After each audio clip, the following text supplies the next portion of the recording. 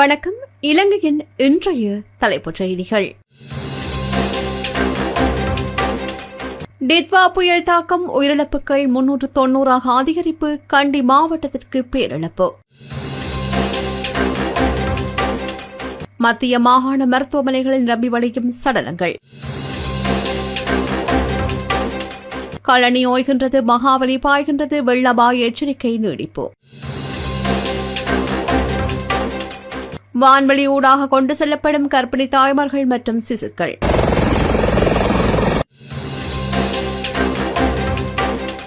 திருகோணமலையில் வெள்ளத்தில் மூழ்கிய பல கிராமங்கள், மக்கள் பெரும் அவதி. பலர் கண்முன்னே மண்ணில் புதைந்த நபர், அலட்சியத்தால் பறிபோன உயிர், பதறவிக்கும் காணொளிகள்.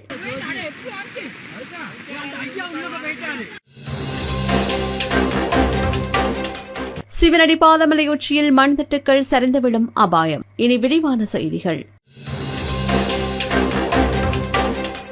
நாட்டில் டித்வா புயல் தாக்கத்தினால் ஏற்பட்ட அனர்த்தங்களினால் பதிவான மரணங்களின் எண்ணிக்கை 390 அதிகரித்துள்ளதாக அனர்த்த முகாமைத்துவ நிலையம் தெரிவித்துள்ளது.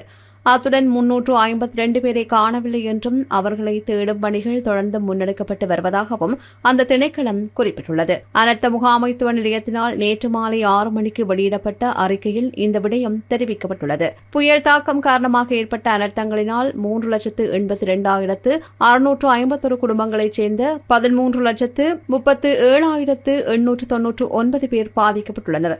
432 வீடுகள் முழுமையாக சேதமடைந்துள்ளதுடன் 15,688 வீடுகள் பகுதியளவில் சேதமடைந்துள்ளன.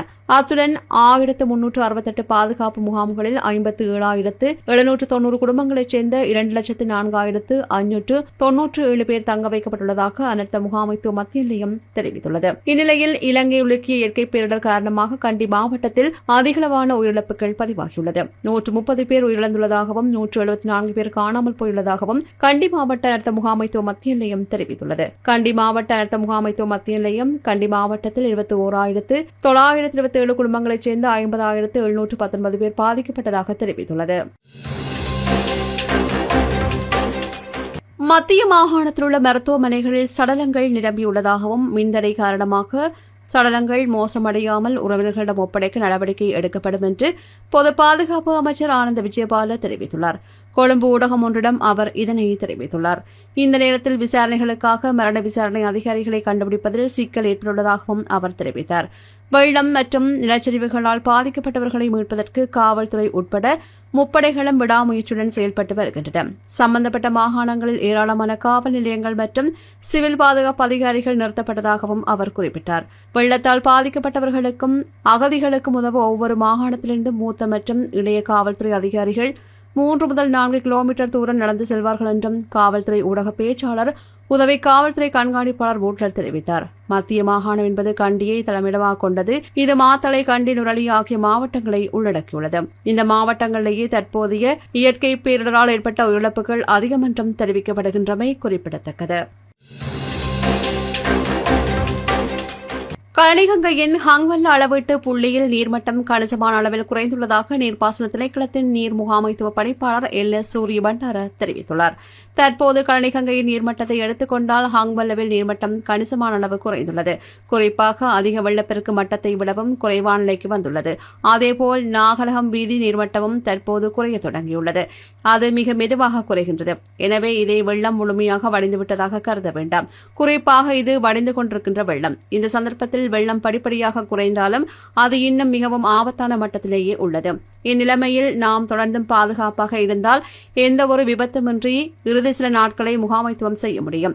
குறிப்பாக தற்போதுள்ள ஆபத்து நீங்கவில்லை என்றும் அவற்றை சென்று பார்ப்பதோ அல்லது அத்தகைய பணிகளில் ஈடுபடுவதோ மிகவும் ஆபத்து என்றும் அவர் தெரிவித்தார்.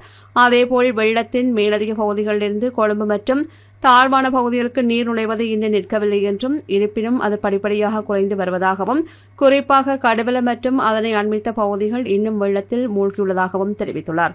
எனவே இந்த நிலைமை இன்னும் கொஞ்ச நேரத்திற்கோ அல்லது ஒரு நாளுக்கோ நீடிக்கும் என்றும், இதனால் இதுகுறித்து கவனமாக இருக்குமாறும் அவர் தெரிவித்தார். இதேவேளை மகாபலி கங்கை அண்மித்த பகுதிகளுக்கு விடுக்கப்பட்டிருந்த வெள்ள அபாய சிவப்பு எச்சரிக்கை மேலும் 48 மணி நேரத்திற்கு நீடிக்கப்பட்டுள்ளது.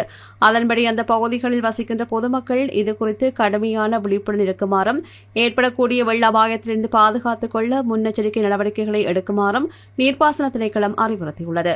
அத்துடன் இது தொடர்பாக தேவையான நடவடிக்கைகளை எடுக்குமாறு அனர்த்த முகாமைத்துவ பிரிவினரிடம் நீர்ப்பாசன திணைக்களம் கோரிக்கை விடுத்துள்ளது. இதேவேளை மகாபலி கங்கையின் பெருக்கெடுப்பின் காரணமாக பல வீடுகள் நீரில் மூழ்கியுள்ளன. கிண்ணியா, குறிஞ்சாக்கேணி, அட்டப்பனார் வயல், ஆலங்கேணி, ஈட்டந்தீவு, பூவரசம் தீவு, சம்மாவச் தீவு, நெடுந்தீவு, கச்சக்கொடி தீவு, உப்பாறு, சோலை வெட்டுவான் முதலான கிராமங்கள் நீரில் மூழ்கியுள்ளமையும் குறிப்பிடத்தக்கது. நிலவும் சீரற்ற வானிலை காரணமாக தற்போது 108 வீதிகள் மூடப்பட்டுள்ளன. வீதி அபிவிருத்தி அதிகார சபையின் புதுப்பிக்கப்பட்ட அறிக்கையில் இந்த விடயம் குறிப்பிடப்பட்டுள்ளது. நாட்டின் பல்வேறு பகுதிகளை பாதிக்கும் வெள்ளம், மண் சரிவுகள் மற்றும் பிற பேரிடர் தொடர்பான ஆபத்துக்களை குறைப்பதற்காக வீதிகள் இவ்வாறு மூடப்பட்டுள்ளதாக தெரிவிக்கப்படுகின்றது. இதன்படி கிழக்கு மாகாணத்தில் 8 வீதிகளும், மத்திய மாகாணத்தில் 15 வீதிகளும், ஊவா மாகாணத்தில் 11 வீதிகளும் மூடப்பட்டுள்ளன. மேலும் வடமத்திய மாகாணத்தில் 5 வீதிகளும், சப்ரஹோம மாகாணத்தில் 10 வீதிகளும் மூடப்பட்டுள்ளதுடன் வடமேல் மாகாணத்தில் 10 வீதிகள் மூடப்பட்டுள்ளன. இதேவேளை வடக்கு மாகாணத்தில் 12 வீதிகள் மூடப்பட்டுள்ளதுடன் மேல் மாகாணத்தில் 38 வீதிகள் மூடப்பட்டுள்ளமை குறிப்பிடத்தக்கது. மாவிலாறு அணைக்கட்டு உடைப்படுத்த ஏற்பட்ட வெள்ளத்தினால் மூதூர் பிரதேச பிரிவுள்ள பல கிராமங்கள் வெள்ளத்தில் மூழ்கியுள்ளன. இதன் காரணமாக மூதூர் பிரதேச பிரிவுள்ள பல வீடுகள் வெள்ளத்தில் மூழ்கியமையால் திருகோணமலை மட்டக்களப்பு வீதி ஊடர்த்து வெள்ள நீர் பாய்ந்து செல்கின்றது. இதனால் இந்த வீதியுடான போக்குவரத்து தடைப்பட்டுள்ளது. தோப்பூர், பாலத்தோப்பூர் வீதியின் போக்குவரத்தும் பாதிக்கப்பட்டுள்ளது. மூதூர் பிரதேச பிரிவுள்ள மூதூர், கங்குவேலி, பள்ளிக்குடியிருப்பு, பாலத்தோப்பூர், கிளிவட்டி, பச்சனூர் உள்ளிட்ட பல கிராமங்களைச் சேர்ந்த மக்கள் இடம்பெயர்ந்து இடைத்தங்கள் முகாம்களில் தங்க வைக்கப்பட்டுள்ளனர். மூதூர் பிரதேச பிரிவில் வெள்ளத்தினால் 3311 குடும்பங்களைச் சேர்ந்த 9726 நபர்கள் பாதிக்கப்பட்டுள்ளனர். பாதிக்கப்பட்டவர்கள் 29 இடைத்தங்கள் முகாம்களில் தங்க வைக்கப்பட்டுள்ளனர். இதேவேளை சேருவில பகுதியில் உள்ள கர்ப்பிணி தாய்மார்கள் வான்வழியாக திருகோணமலை மாவட்ட பொது வைத்தியசாலைக்கும் பாதுகாப்பாக படையினரின் உதவியுடன் கொண்டு செல்லப்பட்டமை குறிப்பிடத்தக்கது. அடுத்து திருகோணமலை மாவட்டம் கிண்ணியா பிரதேச பிரிவுக்கு உட்பட்ட பல பகுதிகள் நீரில் மூழ்கியுள்ளதாக தெரிவிக்கப்படுகின்றது. தரைவழி போக்குவரத்தும் தடைப்பட்டுள்ளதாக அங்கிருக்கும் எமது செய்தியாளர் தெரிவித்தார். இதனால் இயந்திர படகு மூலம் மக்களை ஏற்றி இறக்குவதாகவும் அவர் தெரிவித்தார். இடைத்தங்கள் முகாம்களிலும் பல மக்கள் தஞ்சமடைந்துள்ளார்கள். நீரின் அளவு படிப்படியாக குறைந்து வந்தாலும் மக்கள் போக்குவரத்து செய்ய முடியாத நிலையே காணப்படுகின்றது. மக்கள் தமது சொந்த இருப்பிடங்களை விட்டு இயந்திர படகு மூலமே வெளியேற்றப்படுகின்றார்கள். இதனால் மக்களின் இயல்பு வாழ்க்கை பாதிக்கப்பட்டுள்ளது. இதேவேளை ஆலங்கேணி, பூவரசம் தீவுக்கான திரைவழி போக்குவரத்து முற்றாக துண்டிக்கப்பட்டுள்ளது. படகு மூலமாக மக்கள் பயணங்களை மேற்கொண்டு வருகின்றார்கள். திருகோணமலை கொழும்பு வீதியில் குட்டிக்கராட்சி பாலத்தில் நீர்மட்டம் குறைந்த போதிலும் அதனுடான போக்குவரத்து முற்றாக தடை செய்யப்பட்டமை குறிப்பிடத்தக்கது. சீரற்ற காலநிலை காரணமாக நுவரெலியா மாவட்டம் கடுமையாக பாதிக்கப்பட்டுள்ளது. இதுவரை 77 பேர் உயிரிழந்துள்ளதுடன் 73 பேர் காணாமல் போயுள்ளதாக மாவட்ட செயலாளர் துஷாரி தென்னகோன் தெரிவித்தார். மொத்தம் 5729 குடும்பங்களைச் சேர்ந்த 20,649 பேர் இந்த பேரிடரால் பாதிக்கப்பட்டுள்ளார்கள். இதில் 2124 குடும்பங்களைச் சேர்ந்த 8,718 பேர் மாவட்டம் முழுவதும் அமைக்கப்பட்டுள்ள 79 தற்காலிக தங்குமிடங்களில் தங்க வைக்கப்பட்டுள்ளார்கள். தொடர் மழை, மண் சரிவு, காற்றழுத்தம் காரணமாக நுவரெலியாவுக்கு செல்கின்ற அனைத்து முக்கிய வீதிகளும் முற்றாக ஸ்தம்பிதமடைந்துள்ளன. மேலும் தகவல் தொடர்பு சேவைகள் பெரும்பாலும் செயலிழந்துள்ளதால் மீட்பு மற்றும் நிவாரண நடவடிக்கைகள் மிகுந்த சிரமத்துடன் இடம்பெற்று வருவதாக மாவட்ட செயலாளர் தெரிவித்தார். கொத்மலை மற்றும் வலப்பனை பகுதிகளில் ராணுவத்தினரும் ஏனைய மீட்பு படையினரும் தீவிரமாக மீட்பு மற்றும் நிவாரணப் பணிகளில் ஈடுபட்டு வருகின்றமை குறிப்பிடத்தக்கது. வெள்ளத்தின் பாதிப்பு காரணமாக முல்லைத்தீவு கொக்குளாய் மணலாருக்கு செல்கின்ற நாயாறு பாலம் உடைந்த நிலையில் காணப்பட்டதுடன் குறித்த பகுதிகளுக்கான போக்குவரத்து முற்றாக தடைப்பட்டது. இதன்போது கொக்குளாய், கரநாட்டுக்கேணி, கொக்கு தொடுவாய் மக்களை வெள்ள அனர்த்தத்தின் போது மீனவர்கள் படகு மூலம் மீட்டனர். தற்போது நேற்று குறித்த பகுதி மக்களின் தேவை கருதி முல்லைத்தீவு மாவட்ட செயலகத்தின் ஒருங்கமைப்பில் இலங்கை கடற்படையின் உதவியுடன் படகு மூலம் குறித்த பகுதிக்கான போக்குவரத்து இலவசமாக இடம்பெற்று வருகின்றது. குறித்த பாலத்தின் நீரோட்டம் குறைந்ததும் தற்காலிகமாக குறித்த பாலத்தினால் போக்குவரத்து செய்யக்கூடிய வகையில் திருத்த வேலைகள் ஆரம்பிக்கப்படும் என்று மாவட்ட அரசாங்க அதிபர் தெரிவித்தார். இதேவேளை வெள்ளத்தில் சிக்கிய விவசாயிகளை பாதுகாப்பாக மீட்டெடுத்த சம்பவம் ஒன்றும் குமுளமுனை கிராமத்தில் இடம்பெற்றுள்ளது. முல்லைத்தீவில் பெய்த கனமழை காரணமாக முல்லைத்தீவு குமுளமுனை நித்தகைக்குளம் ஆண்டான்குளம் கிராமத்தில் வெள்ளப்பெருக்கு ஏற்பட்ட நிலையில் வயலுக்கு சென்ற விவசாயிகள் வீடு வந்து சேராத நிலையில் அவர்களது தொலைபேசி தொடர்புகள் துண்டிக்கப்பட்டிருந்தது. இதனையடுத்து குமுளமுனை நித்தகைக்குளம் ஆண்டான்குளம் பகுதியில் ஏற்பட்ட வெள்ள அனர்த்தத்தில் சிக்கிய விவசாயிகளை குமுளமுனை மக்கள் இளைஞர்கள் இணைந்து சென்று வெள்ளத்தில் சிக்கிய விவசாயிகளை காப்பாற்றும் முயற்சியில் ஈடுபட்டனர். குறித்த நடவடிக்கையில் ஒரு சிறுவன் உட்பட 7 விவசாயிகள் காப்பாற்றப்பட்டமை குறிப்பிடத்தக்கது.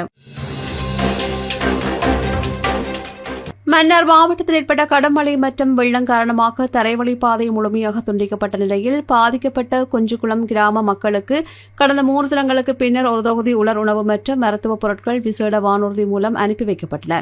தரைவழி பாதை துண்டிக்கப்பட்ட நிலையில் குஞ்சுக்குளம் கிராம மக்கள் கடந்த 3 தினங்களாக பல்வேறு அசௌகரியங்களுக்கு முகம் கொடுத்து வருவதோடு மருத்துவ தேவைகளையும் முன்னெடுக்க முடியாத நிலை ஏற்பட்டது. இந்நிலையில் மன்னார் மாவட்ட அரசாங்க அதிபர் கனகேஸ்வரன் முயற்சியினால் மன்னார் மாவட்ட அர்த்த முகாமைத்துவ நிலையத்தின் உதவி பணிப்பாளர் திரீவன் தலைமையில் விமானப்படைக்கு சொந்தமான உலங்கு வானூர்தி ஊடாக ஒரு தொகுதி உலர் உணவுகள் மற்றும் மருத்துவ பொருட்கள் அனுப்பி வைக்கப்பட்டன. பலரின் கண்களுக்கு முன்பாக மண்ணில் புதைந்த ஒருவர் உயிரிழந்த சம்பவம் சோகத்தை ஏற்படுத்தியுள்ளது. வீடுகள் மற்றும் கட்டடங்கள் மேல் மண்மேடுகள் திடீரென்று சரிந்து விழும் காட்சிகள் தற்போது வெளியாகி பதற வைத்து வருகின்றது. இந்நிலையில் அனர்த்த நிலையை சந்தித்து அதனை பொருட்படுத்தாமல் நபர் ஒருவர் மண்மேட்டுக்கு அருகில் அதனை பார்வையிட சென்றுள்ளார். மண்மேட்டுக்கு அப்பால் தொலைவில் பலர் நின்றுள்ளார்கள். அங்கு நின்றவர்கள் அவரை தடுத்தும் அறிவுரை கூறியும் அதனை பொருட்படுத்தாமல் மண்மேடு அருகே சென்றுள்ளார். மண்மேடு சென்ற சில நிமிடங்களிலேயே மண்மேடு சரிந்ததில் குறித்த நபர் மண்ணுக்குள் புதைந்து உயிரிழந்துள்ளார். குறித்த நபர் மீது மண்மேடு விழுந்து அவர் மண்ணுக்குள் புதைந்த காட்சி வெளியாகி பதற வைத்துள்ளது. நாட்டில் இடம்பெற்ற கோர அனர்த்தத்தை எதிர்கொண்டு சிலர் அதனை அலட்சியப்படுத்தி செயற்பட்டு வருகின்றார்கள். இந்த சம்பவத்திற்கு பின்னராவது அவ்வாறானவர்கள் அவதானமாக செயற்பட வேண்டும் என்று அறிவுறுத்தப்பட்டுள்ளது. நாட்டை தாக்கிய பாரிய பேரழிவின் காரணமாக நீர்கொழும்பு பிரதேச செயலக பிரிவில் 2 பேர் உயிரிழந்துள்ளனர். கொச்சிக்கடை பகுதியில் ஒரு ஆணும் ஒரு பெண்ணும் வீடுகளுக்குள் புகுந்த வெள்ளம் காரணமாக அதில் அகப்பட்டு உயிரிழந்துள்ளனர். கொச்சிக்கடை ஓயா வீதியைச் சேர்ந்த சின்னையா பாக்கியம் என்ற 77 வயது பெண்மணியும் பள்ளியா வீதியைச் சேர்ந்த AH ஸ்ரீ நமன் என்ற 55 வயது ஆணும் இவ்வாறு உயிரிழந்துள்ளனர். கனமழையினால் வெள்ளப்பெருக்கு ஏற்படும் அபாயம் காரணமாக மகள் வீட்டை விட்டு வெளியேறியதாகவும் அதேவேளை வயதான தாய் வீட்டினுள் வெள்ளத்தில் அகப்பட்டிருந்ததாகவும் தெரிவிக்கப்படுகிறது. மற்ற நபரை கவனித்துக் கொள்ள இருந்த நபர் வெளியே சென்ற வேளையில் தனியாக இருந்த நபர் வெள்ளத்தில் அகப்பட்டிருந்துள்ளதாகவும் நீர்கொழும்பு பிரதேச செயலாளர் தெரிவித்தார். கனமழை காரணமாக சிவனடி பாதமலை உச்சியில் மண் திட்டுகள் சரிந்து விழும் அபாயம் ஏற்பட்டுள்ளது. இதுகுறித்து கருத்து தெரிவித்த தொழிலாளர்கள் கழிவுப் பொருட்கள் போடப்படுவதால் மண் திட்டுகள் சரிந்து விழுந்ததாக குறிப்பிட்டனர். ஆகையால் இனிவரும் காலங்களில் சிவனடி பாதமலைக்கு செல்கின்ற அனைத்து பக்தர்களும் பொலித்தீன், பிளாஸ்டிக் போத்தல்கள் மற்றும் உக்கா பொருட்கள் கொண்டு செல்வது முற்றிலும் தவிர்க்க வேண்டும் என்று நுவரெலியா மாவட்ட அனர்த்த முகாமைத்துவ அதிகாரிகள் மற்றும் நுவரெலியா மாவட்ட ஆட்சியர் துஷாரி தின்னகோன் ஆகியோர் தெரிவித்தனர். இத்துடன் இலங்கையின் இன்றைய தலைப்புச் செய்திகள் நிறைவு பெறுகின்றன. தொடர்ந்தும் செய்திகளை உடனுக்குடன் அறிந்து கொள்ள சமூகம் மீடியா.com எனும் எமது இணையதளத்துடன் இணைந்திருங்கள். இதுபோன்ற செய்திகளை தெரிந்து கொள்ள சமூகம் நியூஸ் சேனலை சப்ஸ்கிரைப் செய்து அருகில் உள்ள பெல் பட்டனை கிளிக் செய்யுங்கள்.